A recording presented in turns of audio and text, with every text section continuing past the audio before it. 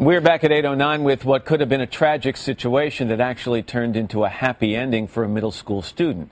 NBC's Lilia Luciano has details on this. Lilia, good morning. Good morning to you, Matt. What happened to 12-year-old Kylie Shea isn't something most parents would think was even possible. Walking the halls of her school, she suddenly collapsed. And without the quick thinking of two teachers and a life-saving device, she might not be here today. Until September 26, Kylie Shea seemed to be a perfectly healthy 7th grader. But as she walked the halls of Moss Middle School in a Dallas suburb, she suddenly felt short of breath. I sat down and I fell over, and then I don't remember anything from that. Kylie collapsed to the ground and passed out, as seen on this surveillance footage. Her frightened classmates alerted gym teacher Kristen Goodgen, who rushed to find Kylie wasn't breathing and was turning blue. The 12-year-old's heart had stopped. Right away, I knew I had to get help. Fellow gym teacher Brent Reese arrived and immediately started CPR. Goodgen rushed to grab an automatic external defibrillator, a device used in dire medical emergencies to jumpstart the heart. In the video, both teachers are seen desperately trying to save young Kylie. It's amazing, the panic, and you see the situation. It's an emergency. With the help of the defibrillator, the teachers stabilized Kylie until a first responder team arrived. She was then airlifted to Children's Medical Center. If it wasn't for this machine and for what they did, our daughter still may be with her today, but she wouldn't be the Kylie we know. Doctors determined Kylie had an undetected heart condition and implanted her with a pacemaker. They say her survival is nothing short of a miracle. Survival from somebody who collapses outside the hospital for a child is around 3%. Not very many. But in Kylie's case, two heroic teachers and a machine required in Texas public schools made all the difference. They had a hand in a miracle, and it's just thank you. I just wanted to say something simple like thank you. Doctors say arrhythmias made Kylie's heart stop, but they're still uncertain what caused them. Her parents say if the teachers had taken another 30 seconds to come to her rescue, their daughter would not have made it. Matt. All right, Lilia Luciano. Lilia, thank you very much. Kylie Shea is here along with her parents, Cheryl and Mike, and Kylie's brother Joel joins us as well. And I think we should call them the heroes in this story, Brent Reese and Kristen Goodgen. Nice to see you both. How are you feeling, first of all?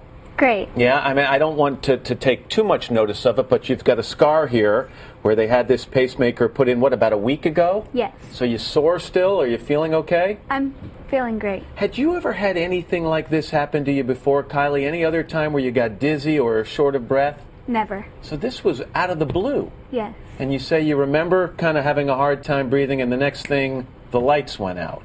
And you don't remember anything after that until when? The helicopter ride.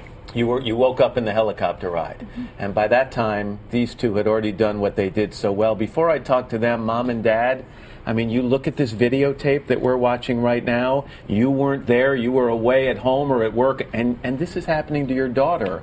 How does it make you feel?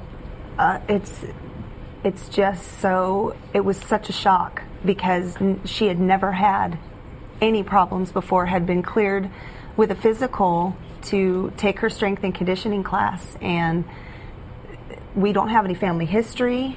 But that she fell into the care of these people so quickly is just extraordinary. So Kristen, you're the first one who comes after yes. Kylie passed out, and by the way, trained in CPR, right? Yes, sir. How important is that? Oh, extremely important.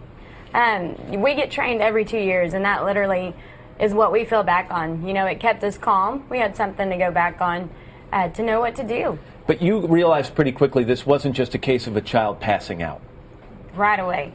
Right away. As soon as I walked up, she was having a little bit of convulsion, and within 5 to 10 seconds, she was out. And she started to turn blue. Yes. She wasn't getting oxygen. Brent, by the time you got there, you also trained in CPR. Yes, sir. Did the training just kick in? It did. You know, when I saw Kylie on the floor, just a million things are going through your head, and you just kind of go into shell shock, and you just kind of reboot. And we went back to the training. But it's not the same as working with that little Rasasa Annie doll or what. This is a real person. Mm-hmm. You've got to start. Your heartbeat must have been going a mile a minute. Absolutely. Every time I would do an evaluation, I wasn't sure I was wanting to hear. And then you get out, you got that AED, the automatic external defibrillator, and that thing, once you get it on, it kind of walks you through and talks you through the procedure, right? Yes, it does. It talked us through it, and one of the craziest things is it told us to shock, and we both looked at each other in shock, like, is this really what we need to do right now? Because it was evaluating based on the signals it was getting from Kylie or not getting. Yes. It was evaluating her situation. Right. And so you got nervous when you applied that first shock that if her heart was actually beating, you could kill her. Absolutely, and that's in the video. I reach out to touch the button, and I pull back just a little bit, thinking those exact thoughts. How many times did you have to shock her? Twice. And on the second time, did you notice immediate improvement? Or Definitely. the responders came also, the first responders arrived at about that time? Around the same time they came. After the second shock, she started groaning, and we're still, thinking, did we do this right? And it worked. So. Mom and Dad in Texas, they're required to have these devices, right, in a school. What do you want to say about that? I think it should be a nationwide mandate. I think every state should be required to have these in schools and public places. And Dad, what about a nationwide requirement to have Kristen and Brent in every school across the country as well? Agreed. They're stuck with us. We're family, yes. I can imagine you live through something like this, you get very close. Kylie, we are so happy that you're okay. All right, good luck to you. And Joel, good to have you. You must be awfully thrilled to have your sister around. Well, it's great to have you all here. Thank you so much.